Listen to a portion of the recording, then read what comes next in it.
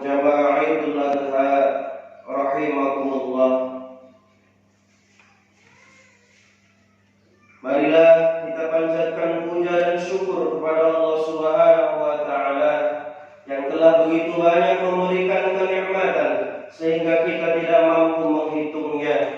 Karena itu sudah keharusan kita untuk memanfaatkan segala kenikmatan untuk mengabdi kepadanya sebagai manifestasi dari rasa syukur itu. Salah satunya melaksanakan ibadah haji dan pemotongan hewan kurban di hari raya Idul Adha dan hari-hari tasyrik. Salawat dan salam kita sanjung agungkan kepada Nabi besar Nabi Muhammad sallallahu alaihi wasallam, kepada keluarganya, sahabat-sahabatnya, dan para penerus risalahnya yang telah berjuang untuk tegaknya nilai-nilai Islam di muka bumi ini hingga hari kiamat nanti. Allahu Akbar, Allahu Akbar, Allahu Akbar walillahil hamd. Ma'asyiral muslimin wal muslimat rahimakumullah. Sebagaimana dimaklumi, ibadah haji, sholat Idul Adha, dan penyembelihan kurban tidak bisa dilepaskan dari sejarah kehidupan Nabi Ibrahim alaihissalam. Karenanya, sebagai teladan para nabi, termasuk Nabi Muhammad sallallahu alaihi wasallam, Nabi Ibrahim harus kita pahami untuk selanjutnya kita teladani dalam kehidupan sekarang dan masa yang akan datang. Oleh sebab itu, khutbah yang kami angkat nanti akan kami beri judul Idul Adha dalam kondisi pandemi COVID-19.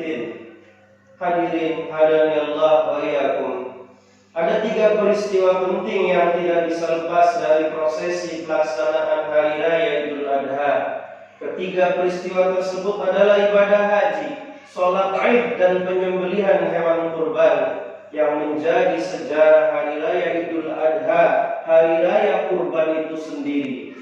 Tahun ini kita menyambut Idul Adha dengan sukacita. Banyak sekali peristiwa kelabu hadir sebelum datangnya hari besar ini. Bahkan bisa dibilang tragedinya sangat memilukan. Banyak orang merasakan suasana kelabu ini. Bahkan kita yang ada di Indonesia. Hadirin hadani Allah wa iyyakum. Ibadah pertama dan utama dalam Idul Adha adalah pelaksanaan ibadah haji. Akibat COVID-19 yang mewabah di berbagai penjuru dunia, calon jamaah haji Indonesia tahun ini tidak diberangkatkan ke tanah suci Mekah. Hal ini dilakukan pemerintah untuk menjaga keselamatan jiwa jamaah dari tertular atau terpapar virus corona. Sehingga wajar kebijakan yang dikeluarkan oleh pemerintah saat ini sejalan dengan fikih. Pertimbangan paling utama adalah menjaga keselamatan jiwa, hifdzun nafs, menjaga keberlangsungan agama melalui rukhsah. Demikian juga halnya pemerintah Saudi pun tidak mengizinkan jamaah haji hanya 1.000 jamaah untuk bisa melaksanakan rukun Islam yang kelima ini. Bagi calon jamaah haji tahun ini, keputusan ini tentu sangat berat untuk diterima. Setelah sekian lama menunggu antrian kuota haji dengan berbagai macam usaha untuk melunasi ongkos naik haji, namun giliran saatnya berangkat harus mengalami penundaan. Tentu ada hikmah besar yang bisa diambil dari keputusan ini, yaitu kesabaran dan kepasrahan. Pertama, ujian kesabaran. Mari kita renungkan penggalan ayat 46 dari surat Al-Anfal. A'udzu billahi minasyaitonir rajim. Wasbiru innallaha ma'as sabirin. Bersabarlah kalian, sesungguhnya Allah bersama orang-orang yang bersabar. Allahu Akbar, Allahu Akbar, Allahu Akbar walillahil hamd. Setiap orang yang sabar memiliki keuntungan tersendiri. Keuntungan dari orang yang bersabar adalah memiliki harapan dan tidak putus asa karena gagal dalam urusannya. Iman seseorang pun sangat kuat kaitannya dengan kesabaran. Kesabaran adalah sikap yang paling dibutuhkan dalam menjalankan ibadah haji. Di dalamnya kesabaran juga bisa menjadi ukuran mabrur tidaknya haji seseorang. Jadi ibadah haji merupakan ukuran ujian sabar dan tidaknya seseorang. Seluruh rangkaian ibadah haji itu membutuhkan kesabaran, mulai dari menabung, daftar, menunggu tanggal keberangkatan yang lamanya berpuluh-puluh tahun saat berangkat, sampai pada pelaksanaan dan kembali ke kampung halaman.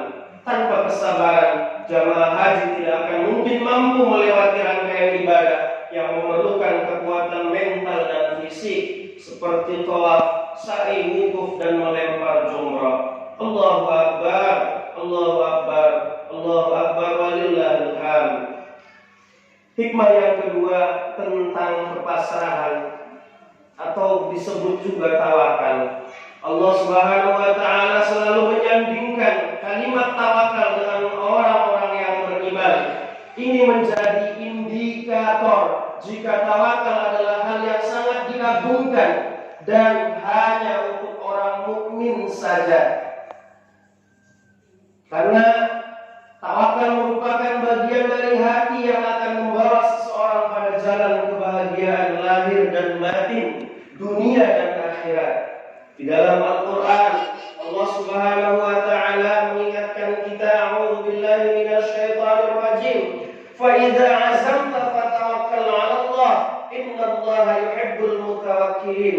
Apabila engkau telah membulatkan tekad, maka bertawakallah kepada Allah. Sesungguhnya Allah mencintai orang-orang yang bertawakal. Hadirin hadani Allah wa iyyakum. Kemudian ibadah yang ketiga yang kita lakukan di tengah pandemi COVID-19 yaitu ibadah kurban.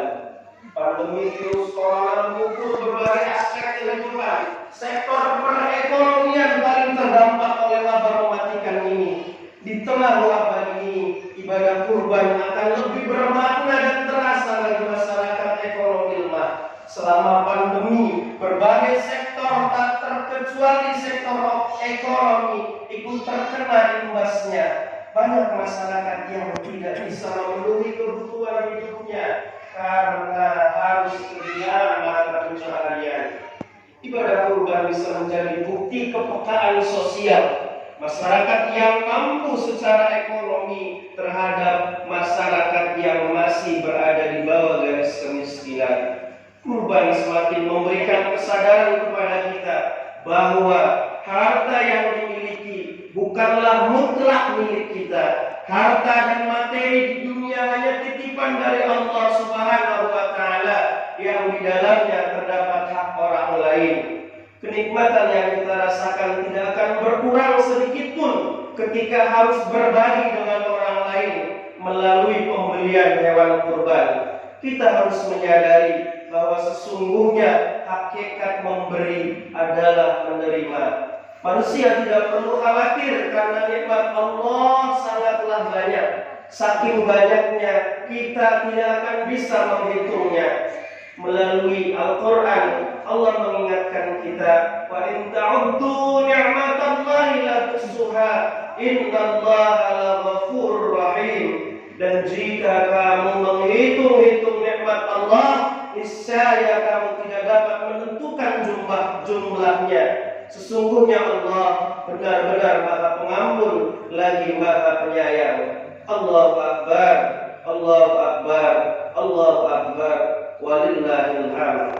Pengorbanan harta melalui hewan kurban akan semakin mendekatkan kita kepada Allah Subhanahu wa taala.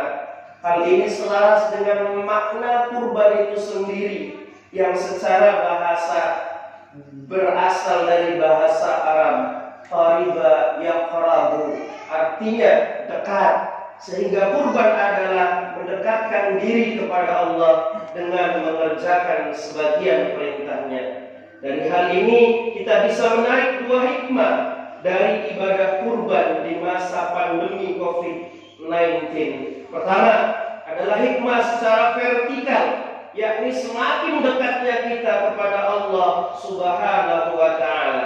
Dan yang kedua, hikmah secara horizontal, yakni kedekatan dengan sesama manusia dengan saling berbagi rezeki di tengah situasi sulit akibat pandemi COVID-19 ini. Allahu Akbar, Allahu Akbar, Allahu Akbar walillahil hamd. Akhirnya, dalam situasi seperti ini kita diminta untuk memperbanyak sedekah, memperbanyak doa, memperbanyak istighfar, sholawat, zikir dan bacaan Al-Quran. Kita semua berdoa semoga musibah ini segera berlalu dan situasi kembali normal dan lebih baik lagi. Kita mengambil hikmah dari musibah ini bahwa kita semakin dekat kepada Allah Subhanahu wa Ta'ala. Lebih banyak waktu bersama keluarga di rumah, lebih banyak waktu untuk berkomunikasi dengan tetangga, kolega, rekan dan kerabat lainnya. Demikian khutbah ini semoga bermanfaat untuk kita semua. Mohon maaf atas segala kekhilafan dan kekurangan serta terima kasih atas segala perhatian. Wa qur rabbighfir warham wa anta khairur rahimin. Allahumma shalli wa sallim wa barik wa an'amta wa barik bi jalalika wa kamalika ala sayyidil fatih asrofi ufatik sayyidina wa maulana Muhammad wa ala alihi wa sahbihi wa sallam wa sallam Allah ta'ala kulli ashabi sayyidina Rasulillah ajma'in. Allahu Akbar, Allahu Akbar, Allahu Akbar, Allahu Akbar, Allahu Akbar, Allahu Akbar, Allahu Akbar kabira walhamdulillahi katsira wa subhanallahi bukratan wa asila. La ilaha illallah wallahu akbar, Allahu akbar walillahil hamd. Alhamdulillahil wahidil wahdah wa la haula wa la quwwata illa billah. Allahumma salli wa sallim wa barik ala sayyidina Muhammad wa ala alihi wa sahbihi ajma'in.